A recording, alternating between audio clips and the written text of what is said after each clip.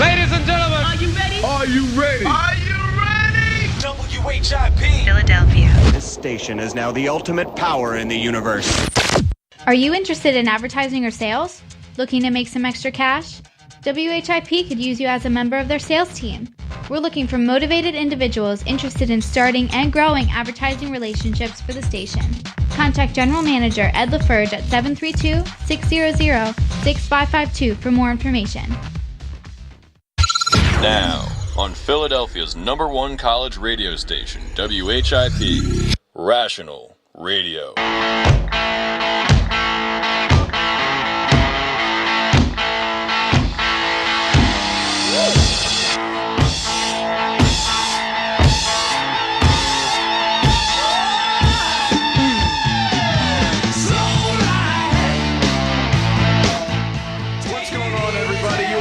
To Rational Radio here on WHIP Radio, Philly's #1 college radio station. Your host Ryan Frischella right here alongside Nate Weaver and our special guest for our first segment, Programming Director Eric White. Yo, what's going on, guys? How we doing? It's good to have you here, Eric. It's good to be here, man. It's good to be here. You know, we always like when we have guests come on Rational Radio. Yeah, it's just too bad it's me. Yeah, because we don't see it. We don't see a lot of guest traffic here, which is a little unfortunate. But hey, man, news is cool sometimes. That's right. So once in a while, Eric's going to give his opinion on this first topic that we're discussing today, which has had a lot of people talking. Yeah. And when we mentioned what we were going to talk about, Eric was like, "Oh, yeah, I'll come in and do that." So we were like, "All right, cool."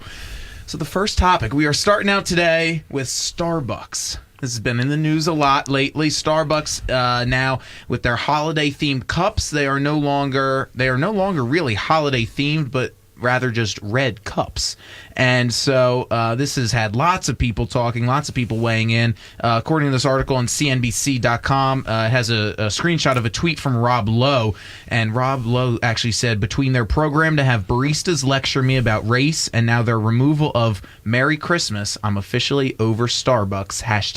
#done. So Starbucks saying that they removed the Christmas designs from their cups because they wanted customers to draw their own messages and own stories on the cups. So what do we think?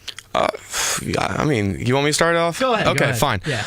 I think that the biggest issue right now with this is that, first of all, I'm an avid Starbucks fan. I like going in there every once in a while, getting a latte. You know what I mean? I think anybody is. But when you look at this whole situation right now with these cups, it's just, I feel like what they're trying to do is be, and that seems to be the problem, everybody nowadays is just trying to be politically correct. And with this one, as we're everywhere else, it's just like, I'm just like, be honest with people.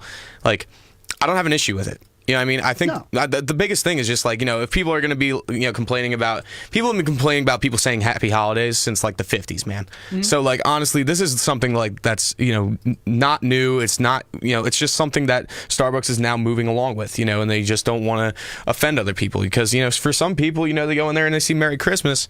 You might be serving to like a very strictly Orthodox Jew. You might be serving to a Muslim, something like that, or somebody who's Islamic, or somebody who's not even part of a religion. You know what I mean? And they might be atheists or something like that. And somebody at one point might get offended. You know what I mean? And I think that they're taking a very safe route to this, and I don't feel like that's an issue. You have red cups that have kind of like winter kind of theme on it and stuff like that. That just shows the season, man. I don't think it's big enough. I don't think it's a big deal. Yeah. I think the biggest deal is the fact that it's in November and they're doing that right now, whereas the whole holidays are not for another like solid 6 weeks. Right. You could put a turkey on it. Exactly. Go like themed with the times. Like I wouldn't even like bring this up as a giant issue. I think that people are just being really, really over dramatic about stuff. Yeah. And I just looked up pictures of the holiday cups in the past. Yeah. I don't see anything that refers to Christmas. What I remember is them being were like snowmen. Yeah, snowmen. What's the issue with the snowmen? Like, right. Yeah. Exactly. There's no issue with that. That's just a winter thing. Like everybody associates Jingle Bells with Christmas too. Right. Not once in Jingle Bells do they actually refer to Christmas. They're just taking a sleigh ride. It's that kind of thing. It doesn't make any sense to me that people would be complaining about them just taking it off because it's a red cup. Does it have the it's the green logo too, then, right? Yeah, it's the green yeah. Starbucks logo. So okay, like that's still saying Christmas. I think that would be a bigger deal to people than actually taking Yeah. off, the snowmen and stuff like that. I think if you want to, another thing Starbucks could do is to satisfy other people. I mean, what if they did like different types of cups? I mean, maybe they did like a red and green one for like Christmas. They did like a blue and yellow one for Hanukkah or something like yeah. that. Yeah. Do some other like That's true. alternatives and stuff like that. Because there's plenty of holidays throughout that season. Ultimately, nobody's going to get mad as long as they get their coffee, and I don't Right. understand why they're making a big deal. So that's what this. There are a couple other tweets in here. One from this lady Dawn Rhodes who says, "You guys, it's a cup. It's a cup you use it for about 30 minutes, then throw away. Please get over yourselves." I want to hang out with that woman. She's got a great Yeah. head on She her knows what shoulders. she's Then doing. we have Jonathan Rocks who says, "I like the red cup from Starbucks. Am Jewish, so it's nice not to need a Christmas themed cup. People need to chill out. It's a cup you toss out." Exactly. Yeah, this thing is in your life for what? An hour? Exactly. Maybe. Not Yeah. even, dude. Not So even. then- in my case, like 10 minutes. Right. Yeah. So then, according to this article further down, it says that Starbucks actually sells a Christmas blend coffee. So, like, I'm looking at the picture of it right here. It's a red package. It says Christmas blend on it. Okay. And so this person, the Twitter account is called The Rude Pundit. And the tweet says, "Hey, Christians raging over Starbucks red cup. Here's their 2015 Christmas brand coffee, not holiday."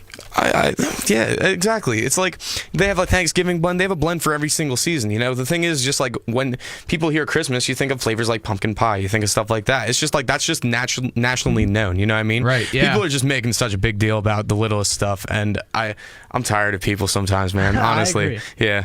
I Yeah. agree. No, I mean, it's just something interesting. People have been talking about this. I don't- and I hate that because this is a topic that has gone on for so long that some sort of resolution in somebody's life has to have come up at some point. Yeah. Look, we know that December, that area is not just Christmas. Like Right. everybody knows Everybody that. knows that. Yeah. Everybody knows that. And it's like you were going back before and saying people that were Muslim or people that were Jewish would be buying these cups.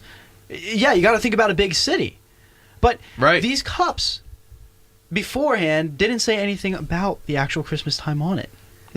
yeah. If it blatantly said Merry Christmas or something like that, then yeah, write home about it. Tell people that's a problem. Right. But like the thing is, if it's just a non-denominational, just like blank red cup, and you're just gonna make a huge deal about it because it's just like, oh, I Yeah. can't see Merry Christmas on my cups. Like, then write it on yourself. Like, I don't understand what the big Right. deal is. And that's what they said. They're Right, like, yeah. create your own Exactly. story. Now, I don't see the problem with the cups that they had before. I mean, what if I don't No. see like snow, like if you have snow falling and like a snowman. No, Snow, absolutely not. snow and snowmen are inviting. That's Right. an inviting feeling. Like that happens to everybody, Yeah. regardless of what your religion. Like it's not like certain people don't see Who- snow. Yeah, it's just like somebody, oh, I'm Jewish, so I'm not going to build a snowman. No, Right. people build snowmen. Like, That's part of your childhood. Exactly. When you live in like the northern areas like we do. exactly, man. Yeah. Like you make like recliners out of snow. You make like I love it. snowmen, snowball fights. Like can- these are all like I can tell you the first snowfall, I'm going to go out and do like shirtless snow angels. Like that's the oh, first thing I wanna do. 100%. I mean, like it's like when fall comes around. Me and Nate were hanging out the other day, and Oh I my just jumped gosh. in a giant pile of leaves. It just goes with the times, man. It's just like it's a happy season. It's a happy time of the year towards the end of like every single year, and people are just like picking fights over the dumbest things, and it's just going to continue to happen. But there's nothing we can do about it. So I'm looking at pictures of previous designs here, and I see one. The one I'm looking at right now is a snowman, and then looks like maybe a dog or a polar bear that's like sledding. Oh, they stole that from Coke. That's a polar bear. That's Well, Coke might sue at one point. Yeah, and then here we have a reindeer on this one. We have just someone singing. Okay. On this one. I think the reindeer one is where it might get a little iffy. Yeah, So like here's maybe a snowman singing songs. singing songs. I mean, obviously, probably Christmas carols, Yeah. but still, it's like these are just inviting fun cups. Like I don't really like see them as like an issue. And these Right. like ones they're doing now, I actually like them. I think they're cool. Cool. I don't know. I think it's just like a kind of new modern take that Starbucks is trying to do. You know what I mean? I don't know if anybody's noticed, but just design nowadays, simplicity is key, man. Like nobody's actually like doing like crazy stuff and like absurd Yeah. things. I actually kind of like the cups. I think they're Yeah. like they're not as busy looking, which it's kind of like like it's just pleasant. Like, look, I'm not gonna stare at my cup and be like, "Ooh, a snowman." I'm gonna be staring at my cup and like, "Give me coffee." You know what I mean? Exactly. It's not what's outside the cup that matters; it's what's inside the cup that's going to wake you up during the day. And that's just a lesson for life, people. It's not about what's on the outside. It's about what's on the inside. That is so sweet. So so so we have this issue gets more interesting, right? Because now Donald Trump is weighing in on it. Okay. And Okay. so Donald Trump. So this he is where it gets newsy. So he was at a rally yesterday in Illinois, and he said, according to this article, he said, quote, "No more Merry Christmas at Starbucks. No more." And he said, maybe we should boycott Starbucks. I don't know. Seriously, I don't care. By the way, that's the end of that lease. But who cares? Who cares? Who cares? He keeps. So I guess they're it says that they are one of the tenants in Trump Tower at Manhattan. Okay. And so he's saying, we're going to be done with them. So I just think that's interesting, first of all, because he says, who cares, who cares, who cares? But, I mean, obviously he cares a little bit about it. I but- never know if he's like joking around or whatever. He's a very Yeah. sarcastic individual, and sometimes it goes over people's heads. Yeah. Which, kind of like, that's how I feel about him as a leader. I don't think that works. But, that's beside the point. I think that, with that situation, I don't know, man. It's just like if Donald Trump's weighing in on it, it's just like, he shouldn't be doing that, man. Weigh on more important things like, I don't know, healthcare or school systems or like, student debt.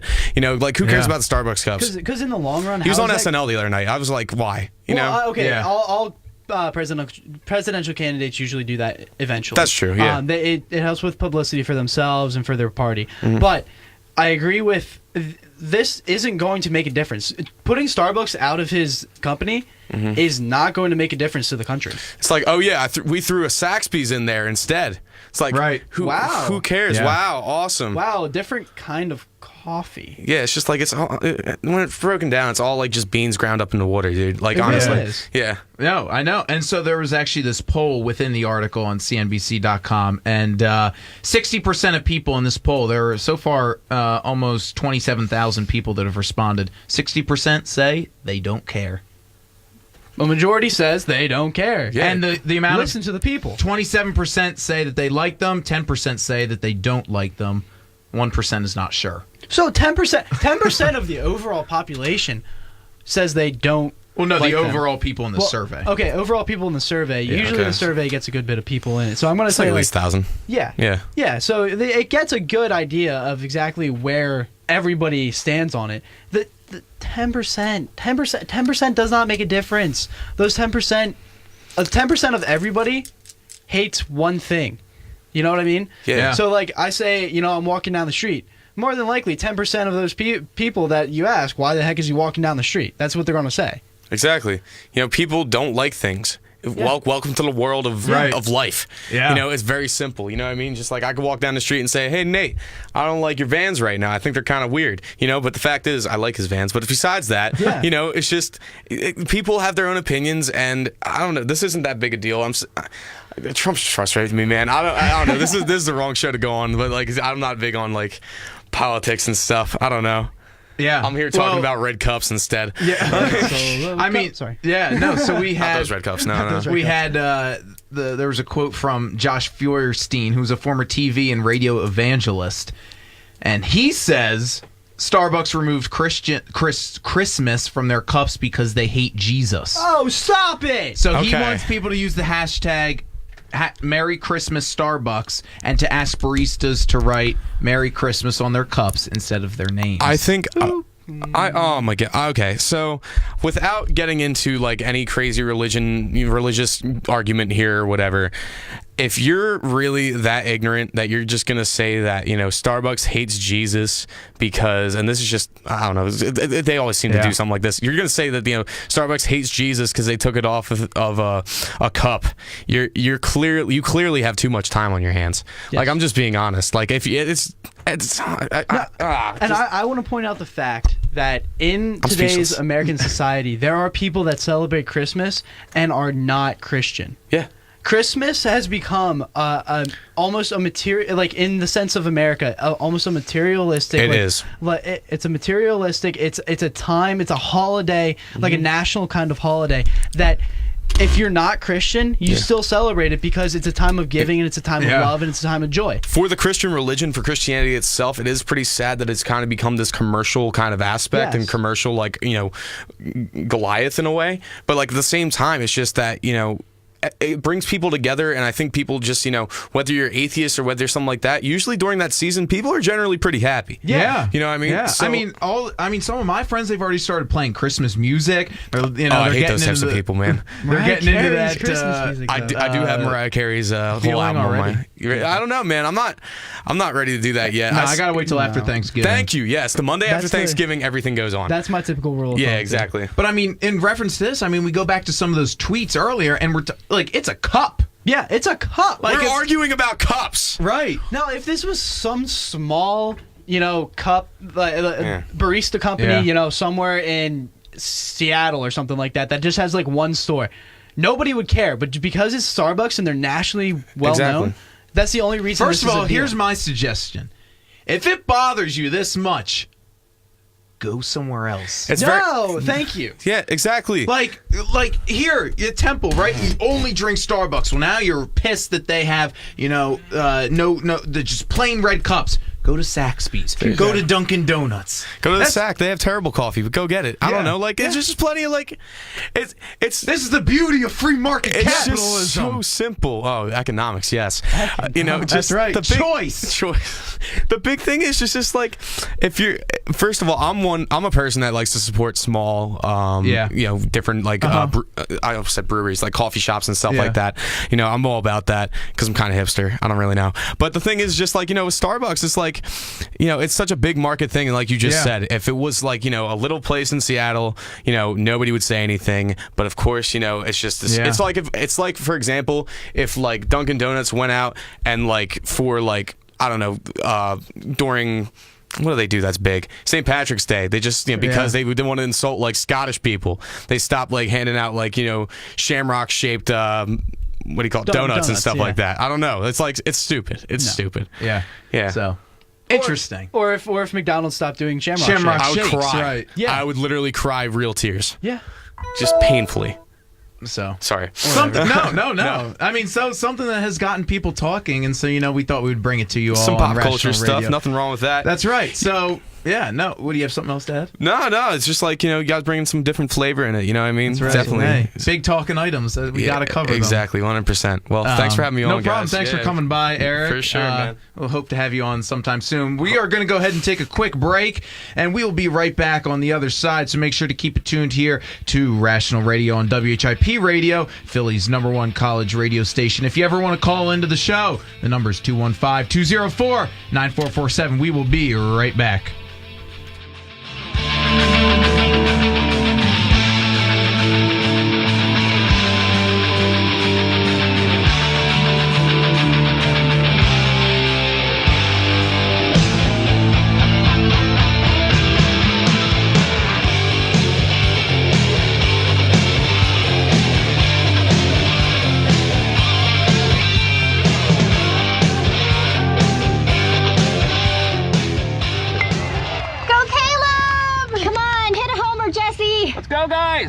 Hey, did you guys know that kids who play sports earn more money when they grow up? Of course. I knew that. Hey, did you guys know that kids who read books have a bigger vocabulary? Oh, yeah, absolutely. Mhm. Wow, Jinx. Did you guys know that friendly children have more friends? Mhm. Oh, yeah, Mhm. yeah. That's true. I knew that. Did you guys know that winter babies are better at music? Everyone knows that. Oh, yeah? It's pretty obvious. Yeah, so yeah. obvious. Oh, hey, guys, did you know that most people think they're using the right car seat for their kid, but they're not? Huh. I didn't know that. I'm pretty sure I knew that. I'm pretty sure you didn't. Parents who really know it all know for sure that their child is in the right car seat at the right age and size. Visit safercar.gov/the right seat to make sure your child is protected. Brought to you by the National Highway Traffic Safety Administration and the Ad Council. All in together now. We can make it better now. Come on, can we do it? Yeah, you know that we can. We rope it up, Cause we know how to jump. we roll it out, Cause we know how to skate. we'll cut it down, Cause we know what to eat. we'll swap it out. We eat healthy stuff. Can we do it? Yeah, you know that we can. Can we do it? Yeah, you know that we can. Yeah, well come on. Today's a good day to grab your kids and hang out with them for an hour. Dance, walk, play a sport, or cook a healthy meal. Because just moving a little and eating better every day can help make you and your child healthier. Can we do it? Yeah, you know that we can. We'll ball it up, Cause we know how to hoop. we'll mess around, Cause we know how to play. we'll drop it down, We know how to dance. we'll veg it up, Every night and day. can we do it? Search We Can online to find doable tips and activities that you can use every day to keep you and your kids healthy. Remember, that's We Can. A message from the Ad Council, HHS, and NIH's We Can program. Green light. Hey girl, school zone. I'm getting hungry. Car changing lanes. You want to meet me for pizza? Stop sign. Intersection clear. Yeah, street. Pizza sounds good. Ballin Street? Girlin Street! It's hard to concentrate on two things at once, like texting and driving. Stop the text, stop the wrecks. How will you stop texting and driving? Tell us at stoptextstoprex.org. Brought to you by the National Highway Traffic Safety Administration and the Ad Council. HIV is a serious infection that, without treatment, leads to AIDS and early death. About 1.2 million people are living with HIV in the U.S., and 1 in 5 of them is unaware of their infection. There is hope for stopping HIV. Getting medical care and taking HIV medicines lowers the amount of virus in the body, which improves health, lengthens life, and decreases the risk of passing HIV on to others. Yet only 28% of people with HIV are getting ongoing medical care and medicines and are dramatically reducing the HIV levels in their body. CDC recommends that youth and adults get tested for HIV at least once. Those at greater risk should be tested once a year or more often. People with HIV should get medical care to improve their health and save their life and the lives of others. For more information, visit www.cdc.gov/vital signs. You feel like you've known your man forever. You know his full name, his nickname, his pet names. You know his birthday. He likes old school rap more than R&B and anything his mama cooks. Yeah, you feel like you've known your man forever. But that doesn't mean you know everything about him. Of all the women living with HIV in the U.S., about 66% are African American, and most of these women got HIV by having unprotected sex with a man. The good news is more and more women are stepping up and getting tested for HIV. Women just like you who know they have to look out for themselves. Get an HIV test. Whatever the result, there are treatment and support programs available in your community. To find out where you can get a free HIV test, visit hivtest.org/takecharge or call 1-800-CDC-INFO. That's 1-800-232-4636. If you've had unprotected sex, get tested for HIV. Take charge. Take the test. A message from the U.S. Department of Health and Human Services.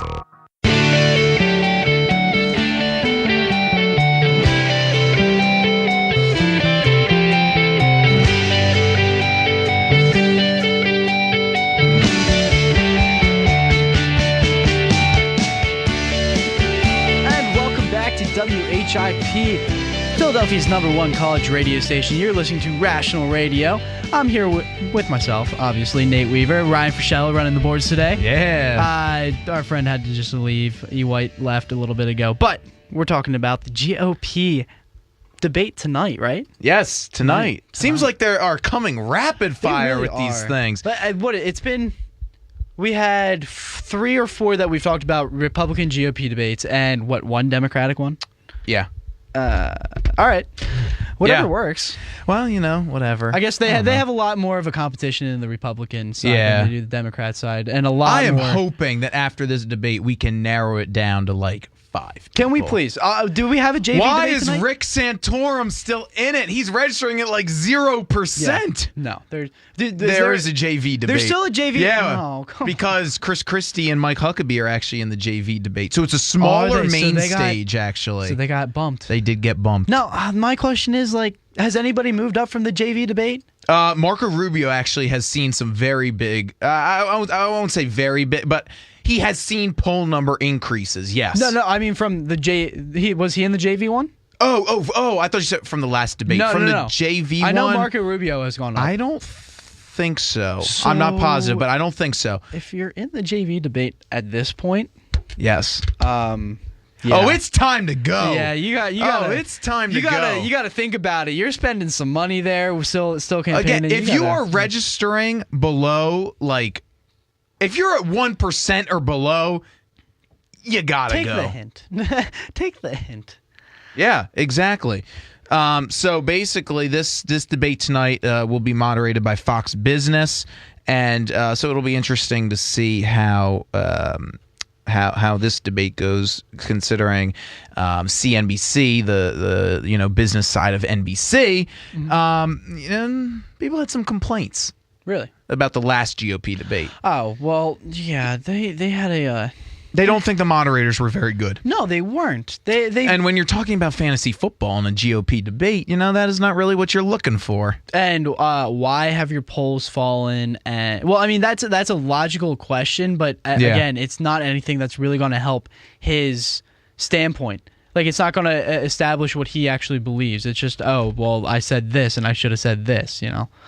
It doesn't make any sense. The questions, we went over this last time. Oh, what superhero villain would you be? I remember that one. What are you talking about? That has nothing to do with our country. That does not help us decide the next president of the United States. No, absolutely not. I can't believe what idiot thinks that's actually a logical question. Yeah, I know. No, I understand that completely. One of the things that I think will be interesting tonight, and that lots of articles have been talking about as we've gone through the day, is that I think they're saying that this is going to be a critical night for Jeb Bush.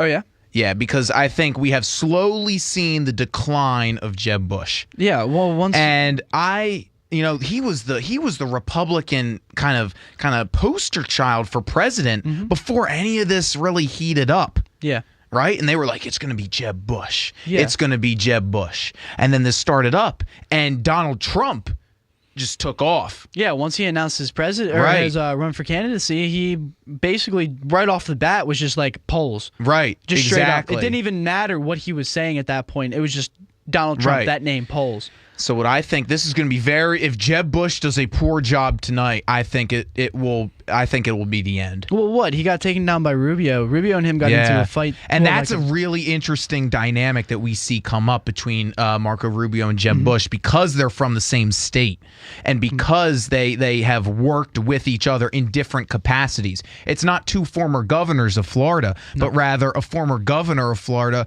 a former Speaker of the House in Florida. Is that what he was? That's what, and now, member of the U.S. Senate from Florida. And so I think, they both have good track records that they can tout while they're up there. And I think that's something that they need to do. But I think, honestly, people are tired of, I don't think they want another Bush. I think his name is hurting him.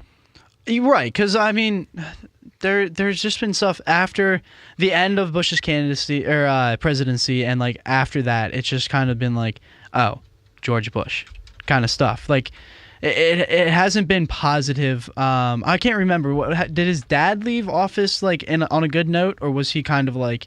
I mean, he went. Lots of people. I mean, some people didn't agree with him going into Kuwait. But I mean, two big wars, two big war problems, two big kind of Middle Eastern involvements, and we don't really want that again. We don't want that huge commitment. Yeah. We don't want to use all the troops. I mean, I agree that we have to back ourselves up as a force in the world, but we've been there how long? Oh, a long time. And over a decade. It's just gotten to be old news. Yeah. And we haven't found that sort of solution that they were looking for.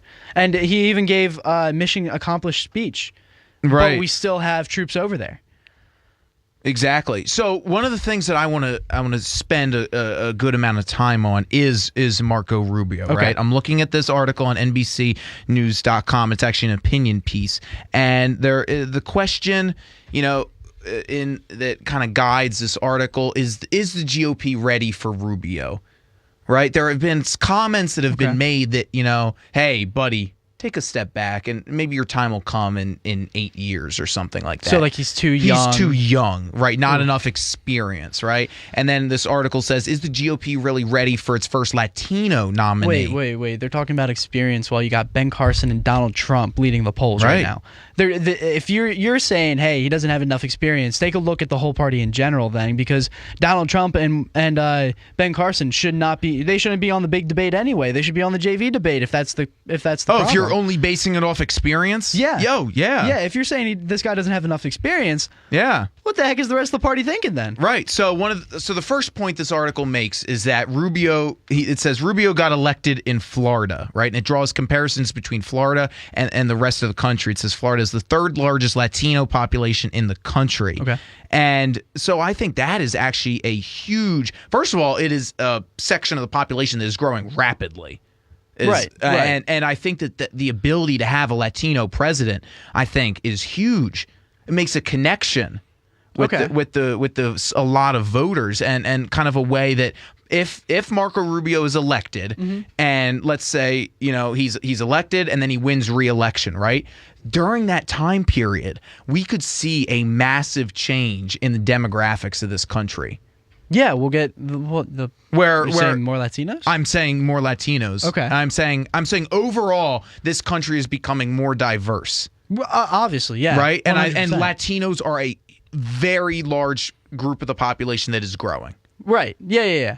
And so I think the ability for them to connect, right? Say, hey, kind of self-identify with that candidate, I think is really important. And I think could be a big factor. And I think that was the big thing. And I think the important thing is if we look at Latino voters and we look at their voting tendencies, right? There are a lot of, kind of academic articles that are published on this topic. And a lot of them describe Latino voters as, people think of African Americans as voting overwhelmingly Democratic, and people who are involved with big business as voting overwhelmingly Republican, right? And it kind of breaks down these, classes of voters, right? And you get to Latinos, and lots of these articles talk about how Latinos are kind of up for grabs. They want someone to identify with them as a group. Right. Okay. And with them being such a growing part of the population, they have the ability to really influence a party. Right? So if the Republican Party puts forward legislation that they really identify with, and they say, hey, we're all throwing our support behind them, that's great news for the Republicans. That is a huge demographic that they are obtaining. And in all these articles, it talks about they don't want to be the group that is up for grabs. They don't want to be the group that, is all over the place that they don't identify with, right? They want, they want someone to understand, where they're coming from and what they want out of politics and the legislation that's important to them and the issues that are important to them, right? And so that is what is really important going forward, is that to have a political party that identifies and recognizes their concerns. Now, on that hand, lots of Republicans have attacked Marco Rubio for his stance on immigration. They say he's for amnesty, and they attack him for not being tough and cracking down on illegal immigration, right? And that's been a big topic ever since Donald Trump started talking about it. Right. What I think is interesting about this is that, he may be coming at it from the perspective of as identifying as Latino, right? Recognizing their concerns. And that's where he's basing this off of, right? I mean, he's no dummy. I mean, he supported this Obama amnesty legislation for a reason, right? I mean, he supports a large constituency in Florida that, this says third largest Latino population in the country. And just for him to be able to support that, I think says a lot about kind of where his priorities lie. And I don't know if at the end, if he is the nominee, I don't know if that'll matter to people.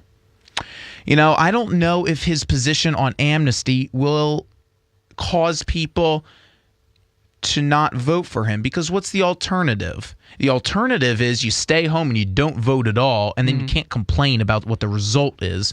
Or you're going to vote for whoever the Democratic nominee is. And if you're a Republican, that doesn't sound very appealing because, for a lot of people, they're tired of what Obama has brought to the table. And I don't think that a majority of them want to continue that if they're a registered Republican. Right. That would make a lot of sense. And so I think Marco Rubio also has that age appeal, right? Lots of people look at him and they say, wow, he's not too much older than I am. I mean, he's close in age to lots of people I know. Maybe he gets me. I mean, he's going through a lot of the same life milestones as I am, right? I mean, Marco Rubio, he is, let's say, he is 44 years old. So he's right in the middle of that like demographic that is going to the polls. Right. They're the majority of the people that are coming out to the polls. Exactly. Yeah. Yes. He's going to those. I mean, he's what's a lot of people haven't talked about, which I actually thought would be a bigger issue, and I'm glad it's not, is that Marco Rubio is a Catholic. Okay. And I believe the last Catholic president we had was John Kennedy. Really? And that long ago? I believe so. And that was a big deal. When he was being elected, they didn't know if they wanted a Catholic president. I mean, overwhelming majority of Congress is Protestant, they're old white Protestants. Okay. Now we're starting to see a change in that, but I'm glad that this isn't a topic of heavy discussion. What I do think is interesting is his position on higher education, right? Just skimming through his profile on Wikipedia, where it's organizing all of his positions into one spot. He's basically coming at higher education from the perspective of, hey, we have a huge sector of this economy that needs to be fueled, right? And he's saying that, we can do this, but let's invest in trade jobs, in manufacturing, and let's give people the tools that they need. College isn't for everybody, but that doesn't mean that they should be relegated to a minimum wage job, or that they even that's the perfect path for them. I mean, he says on his campaign website, he says college is too expensive, too time consuming, and too inflexible for busy single parents and working adults. I can understand that. Yeah. And at a time when higher education is a requirement for most high-paying jobs, too many Americans do not have the time or money to earn a degree, and too many degrees do not lead to jobs. I agree with that 100%. I think the trade jobs are going out of style. They're starting to dwindle away, and there's becoming more and more of a need. I'm going to say there's a need for them because we're becoming more materialistic. We're things that are breaking or something like that, and some of these people, like, it's so hard to get in touch with a plumber or an electrician or something like that because they're booked up, kind of things. They're running low. And now all the people that would do the trade jobs are now going to college because college the population of college students has grown in the past even 20 years by a number, like a huge percentage of people, that the people that are coming out with degrees for different studies are having harder times finding jobs because there are more people that have that same exact degree. So it's becoming a lot more competitive. And I feel like that trade department, that doesn't need the higher education, is becoming less competitive. Yeah. And in turn, they're I don't even know. That's a very interesting thing to think about.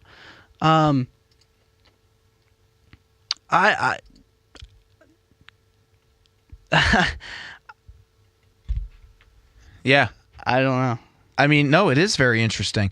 He wants to he wants to reduce student debt by tying your loans to how much money you're making. Okay. Right? And so, so it doesn't overwhelm you with whatever payments you have, which I think is also a good idea. Yeah. And basically, he just wants to improve the whatever sort of higher level education you have. He just wants to make that the best fit for you. And I think that's really interesting. So I think it'll be very interesting to see how he performs in the debate tonight. I think he could have a huge night that bumps him to the front of the polls. I think we are starting to see the slide of Donald Trump. I think we are starting to see kind of we are going to see a little bit of a peak of Ben Carson. But I think ultimately, Marco Rubio, is going to surge to the top. I think I agree with you. I think that the spectacle that is Donald Trump is starting to fall, and I think that Ben Carson will have a little bit of time. I think he's still going to be in the running by the end of it, but we're going to have more experienced politicians come up the ranks by the end. So it'll be interesting to see how it plays out tonight. We will break it all down tomorrow on Rational Radio. But for the meantime, we're going to go ahead and take another short break. We will be right back. If you want to call in and weigh in on anything we're talking about today, number is 215-204-9447. We'll see you on the other side.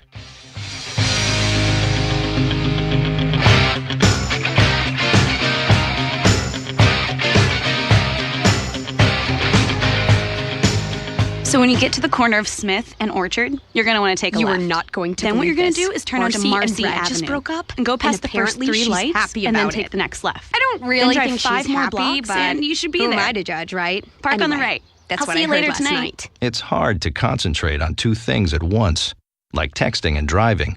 Stop the text, stop the wrecks. How will you stop texting and driving?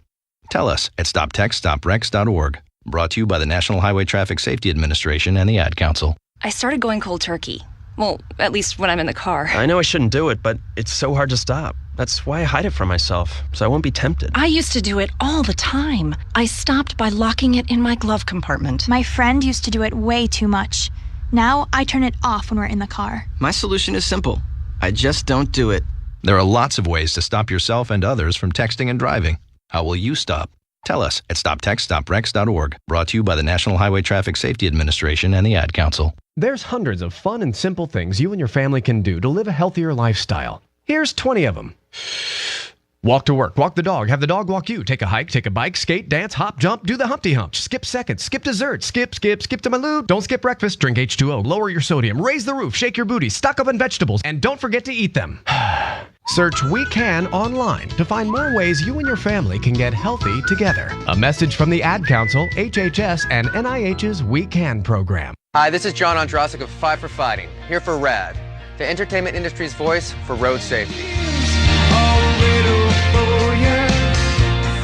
You know, style is a personal thing, and your lifestyle is your business.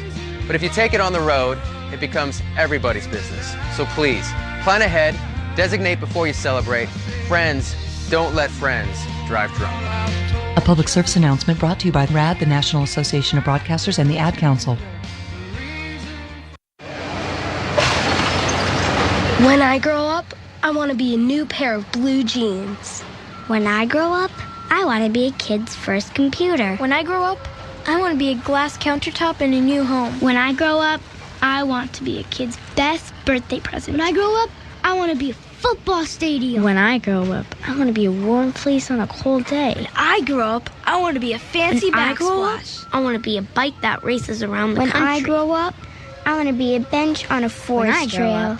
I want to be a rocking chair on a sunny porch. I want to be a skyscraper. I want to be a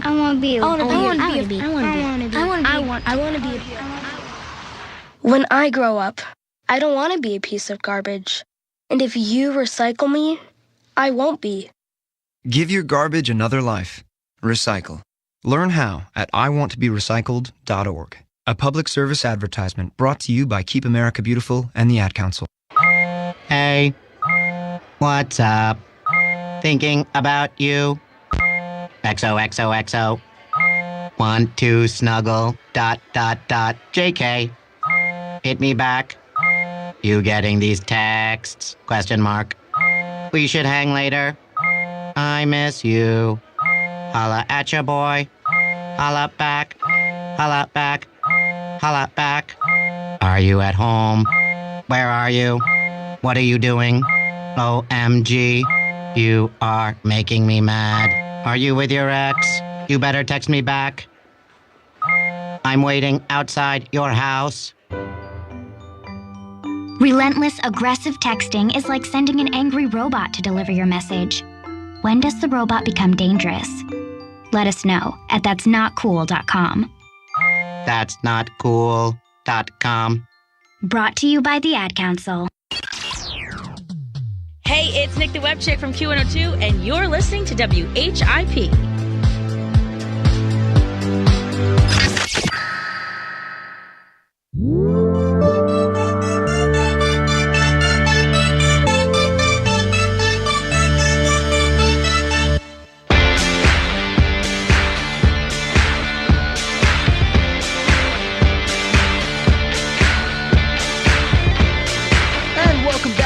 WHIP, Philadelphia's #1 college radio station. You're here on this beautiful, well, actually kind of rainy Tuesday afternoon. Yeah, what are you talking about? Listening to myself, Nate Weaver, Ryan Frischella, running the boards over here. We're talking about all of today's news.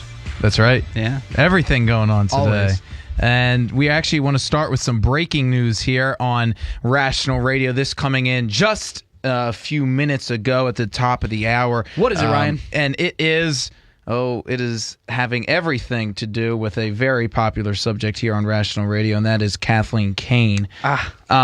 Basically, she was in court this afternoon in Montgomery County. She was in a district court this afternoon for a preliminary hearing, and this according to the Allentown Morning Call. She was in the preliminary hearing, and the judge held all charges for trial. So Kathleen Kane is headed to trial on the perjury and 8 lesser charges. The preliminary hearing, according to this article, lasted about an hour and 10 minutes.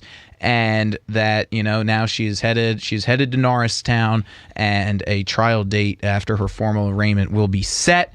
And they will go from there. So that is breaking this afternoon. Kathleen Kane headed to trial on charges of perjury and related to grand jury secrecy laws after a judge in Montgomery County ruled that there was enough evidence presented by the Commonwealth to proceed forward. So that's some big news coming out there. We will certainly keep on top of that for you and bring you all the latest and what develops coming up on Rational Radio in either tomorrow or later in the week, depending on how quickly it develops. So now we're going to move back to politics, and we're talking about something that happened actually late last night. There was a decision by an appeals court in Texas that ruled President Obama's immigration plan, part of it, the part that would give amnesty to that would help avoid deportation of 5 million undocumented immigrants. And basically that the court ruled was unconstitutional. This according to an article on the Washington Post. And the Obama administration is now seeking the Supreme Court and their ruling to either, hopefully in their minds, invalidate this decision or see if they agree with it. But this decision has been kind of pending for a long time. And they knew that there was a challenge in the court system. And there was in this article by the Washington Post, Charles Grassley, a Republican senator from Iowa, was quoted as saying, "Thanks to the Fifth Circuit, the injunction on the president's unlawful maneuvering to implement his own policies without regard for Congress, the law, or American workers remains in place." So what you're saying here is Texas declared it unconstitutional that these people stay. The undocumented immigrants stay. Yes. Okay. Is there Texas ruled it unconstitutional that President Obama, what he suggested was that that the undocumented immigrants, he was basically giving them a path to U.S. citizenship. Okay. Now how? That he would let's see. It said so basically. It would be, it talks about his deferred action plan, which would have agencies review applications on a case-by-case basis. But that was, the court said, merely pretext. And so this has been a fight that has been going on for a while between the courts and the Obama administration. And so, this is something that lots of people have debated for a long time about the constitutionality behind this, because he has approached a lot of this stuff with executive orders and basically bypassing the Congress, right? Which they were very unhappy about, right?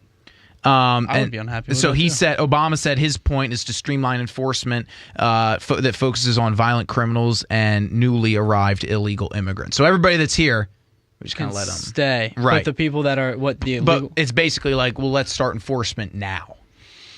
Right, and not deport the ones that are already here. Right. Okay. So, I don't know.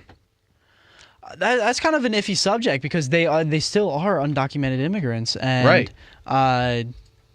That's what we did before this. We if we found one, we deported them, right? I mean, there's a whole process. That's like into it, and you have to, have all these like hearings and everything, and go see what the right plan is to go forward. So it sounds like he was just thinking, let's cut our losses. At this basically point. is essentially what he was going and after. let's up the security on the borders now, right? And make sure that no more get in. Okay, that's interesting. It's interesting that they rationed that unconstitutional. I don't see. I'm not sure exactly where.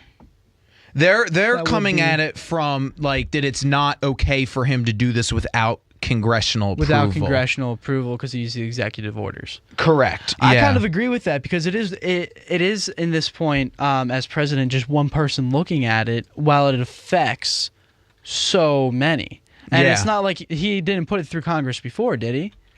Had he ever put it through Congress? I don't. So more than likely, he never actually put it through Congress. Probably knew it wasn't going to pass, so he just took the executive order. It wasn't like it was a close denial by Congress or anything like that, where he took an executive order and just pushed it through. That's a very interesting thing to think about. Yeah. And basically, this article talks about how there were also judges that ruled that in favor of the Obama administration. One of the judges on the panel was appointed by Jimmy Carter, and she ruled in favor of the Obama administration, but the two Republicans ruled against. And so it says that basically it's going to be interesting to see where it goes from here, because ultimately the Supreme Court still has to accept it, and they said it has to accept a case by January to hold arguments by the end of June, which is when they release all of their decisions. And so it can be done. I mean, it is possible for it to be done, but it would have to be decided on quickly. And this is a big issue in Republican politics as well. People's coming out as against President Obama's what illegal amnesty program is what they are calling it, and saying that he basically doesn't have the authority to do any of the things that he has done. And so I think this gives them a lot of fuel, especially with the debate coming up tonight, to talk about this issue and weigh in on what they think about it. And I think that's going to be a lot better than, asking them what supervillain they would be like. But, absolutely. Yeah. So we just have a couple more minutes here on the show, and there was an article that, just lots of stuff that I was reading through, and one of the things that came up is that there is a probe here in the city of Philadelphia that is investigating police officers that fell asleep. Yeah, they were on duty. It says, according to the Inquirer, it says 2 Philadelphia police officers are under investigation after a photo of them asleep in their cop car surfaced.